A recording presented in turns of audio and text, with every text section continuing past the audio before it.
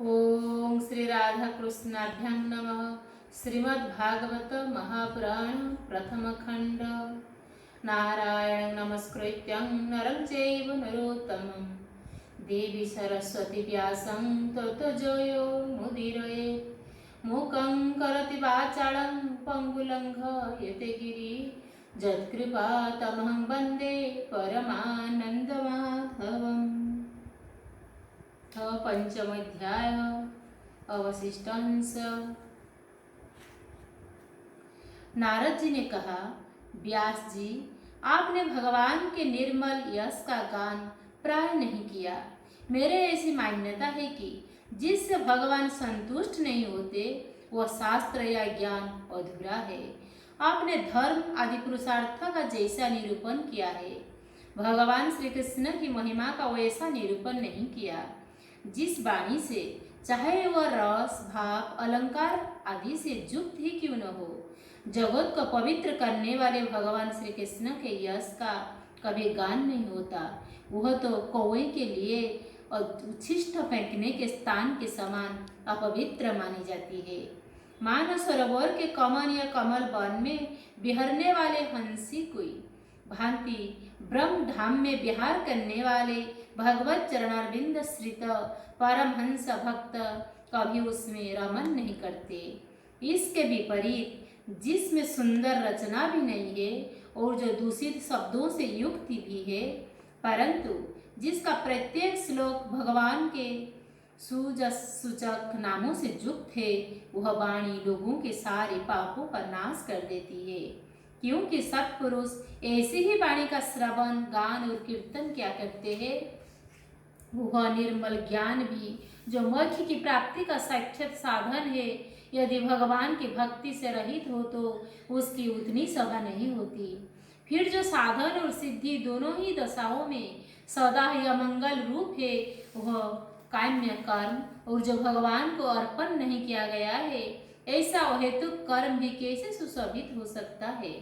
महाभाग व्यास जी, आपकी दृष्टि अमोघ है, आपकी कीर्ति पवित्र है, आप सत्यपरायण दृढ़ व्रत है।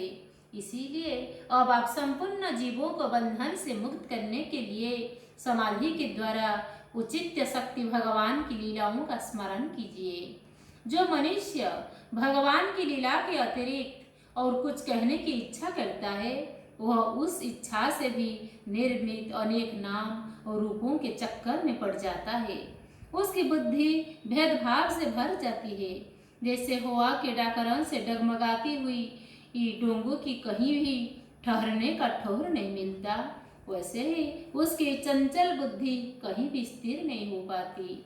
संसारी लोग स्वभाव से ही विषयों में फंसे हुए हैं। धर्म के नाम पर आपने उन्हें निंदित सकाम कर्म करने की भी आज्ञा दे दी है। यह बहुत ही उल्टी बात हुई, क्योंकि मूर्खों लोग आपके वचनों से पूर्वक निंदित कर्मों को ही धर्म मानकर यही मुख्य धर्म है ऐसा निश्चय करके उसका निषेध करने वाले वचनों को ठीक नहीं मानते। भगवान अनंत है। कोई विचारवान ज्ञानी पुरुष ही संसार की ओर से निवृत्त होकर उनके स्वरूपभूत परमानंद का अनुभव कर सकता है। अतः जो लोग परमार्थिक बुद्धि से रहित और गुणों के द्वारा नचाए जा रहे हैं, उनके कल्याण के लिए ही आप भगवान की लीलाओं का सर्वसाधारण के हित की दृष्टि से वर्णन कीजिए। जो मनुष्य अपने धर्म का परित्याग करके भगवान के चरण कमलों का भजन सेवन करता है, भजन परिपक्व हो जाने पर तो बात ही क्या है। यदि इससे पूर्व भी उनका भजन छूट जाए तो क्या कहीं भी उसका कोई अमंगल हो सकता है। परंतु जो भगवान का भजन नहीं करते और केवल स्वधर्म का पालन करते हैं, उन्हें कौन सा लाभ मिलता है। बुद्धिमान मनुष्यों को चाहिए कि वह उसी वस्तु की प्राप्ति के लिए प्रयत्न करे जो तिनके से लेकर ब्रह्म पर्यंत समस्त ऊंची नीची जोनियों में कर्मों के फलस्वरूप आने जाने पर भी स्वयं प्राप्त नहीं होती। संसार के विषय सुख तो जैसे बिना चेष्टा के दुख मिलते हैं, वैसी ही है कर्म के फलस्वरूप में उचित गति समय के फेर से सबको सर्वत्र स्वभाव से ही मिल जाते हैं। व्यास जी, जो भगवान श्री कृष्ण के चरणाबिंदों का सेवक है, वो भजन न करने वाले कर्म मनुष्यों को समानतः बात कभी बुरा भाव हो जाने पर भी जन्म मृत्युमय संसार में नहीं आता। वह भगवान के चरण कमलों के आलिंगन का स्मरण करके फिर उसे छोड़ना नहीं चाहता।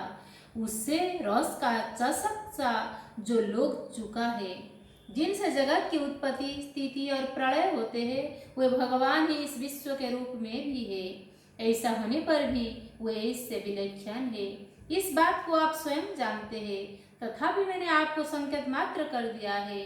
व्यास जी, आपकी दृष्टि अमोघ है। आप इस बात की जानिए कि आप पुरुषोत्तम भगवान के कल अवतार है। आपने अजन्मा होकर भी जगत के कल्याण के लिए जन्म ग्रहण किया है। इसीलिए आप विशेष रूप से भगवान की लीलाओं का कीर्तन कीजिए।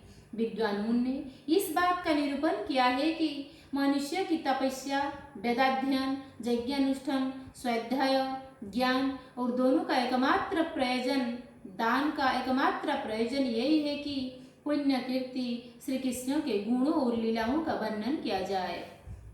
मुने पिछले कल्प में अपने पूर्व जीवन में वेदवादी ब्राह्मणों की एक दासी का लड़का था। वे जोगी वर्षा ऋतु में एक स्थान पर चतुर्मास्य कर रहे थे। बचपन में ही मैं उनकी सेवा में नियुक्त कर दिया गया था। मैं यद्यपि बालक था, फिर भी किसी प्रकार की चंचलता नहीं करता था।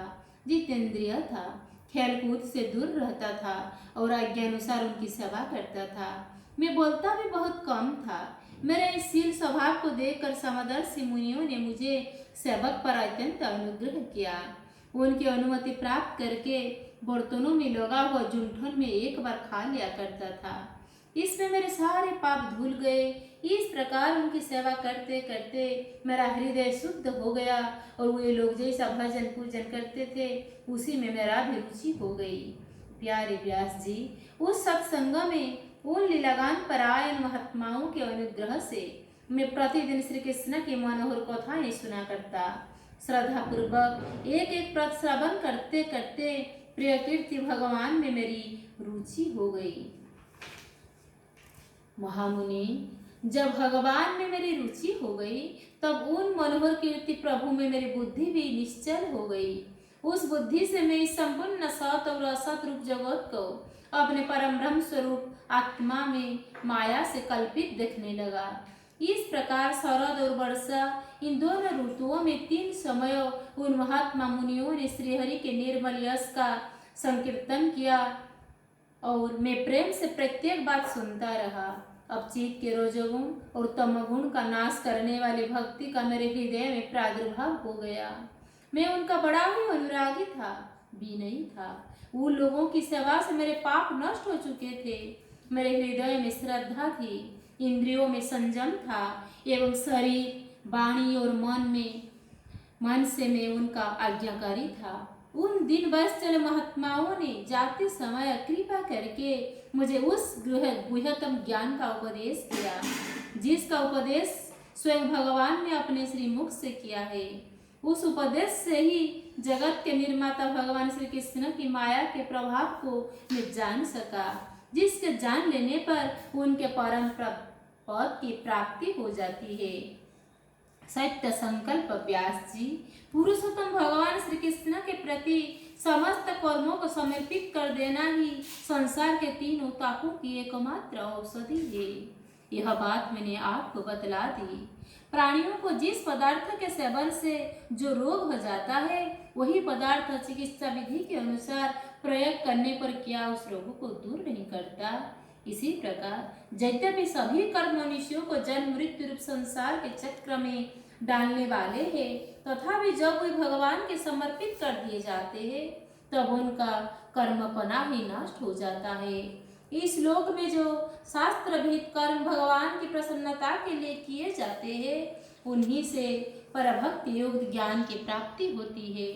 उस भगवत कर्म के मार्ग में भगवान की आज्ञा अनुसार आचरण करते हुए लोग बार बार भगवान श्री कृष्ण के गुण और नामों को कीर्तन तथा स्मरण करते हैं। प्रभु, आप भगवान श्री वासुदेव को नमस्कार है। हम आपका ध्यान करते हैं। प्रद्युम्न, अनिरुद्ध और संकर्षणों को भी नमस्कार है। इस प्रकार जो पुरुष चतुर्व्यूह रूपी भगवान मूर्तियों के नाम द्वारा प्राकृत मूर्ति रहित अप्राकृत मंत्र मूर्ति भगवान यज्ञ पुरुष का पूजन करता है, उसी का ज्ञान पूर्ण एवं यथार्थ है। ब्रह्मन, जब मैंने भगवान की आज्ञा का इस प्रकार पालन किया, तब इस बात को जानकर भगवान श्री कृष्ण ने मुझे आत्मज्ञान, ऐश्वर्य और अपनी भाव रूपा प्रेमा भक्ति का दान किया। व्यास जी, आप ज्ञान पूर्ण है, आप भगवान की कीर्ति का, उनकी प्रेममय लीला का वर्णन कीजिए। उसी से बड़े बड़े ज्ञानियों की भी जिज्ञासा पूर्ण होती है। जो लोग दुखों के द्वारा बार बार रोंदे जा रहे हैं, उनके दुख की शांति इसी से हो सकती है, और कोई उपाय नहीं है। इति श्रीमद्भागवते महापुराणे पारमहंस्य सहितयां प्रथम स्कंधे व्यास नारद संवादे पंचमोऽध्यायः। हेमस्यापि ऋणिभङ्गो मुनिरपि मतिभ्रम यदि शोधं असुधं वा मम दोष न विद्यते।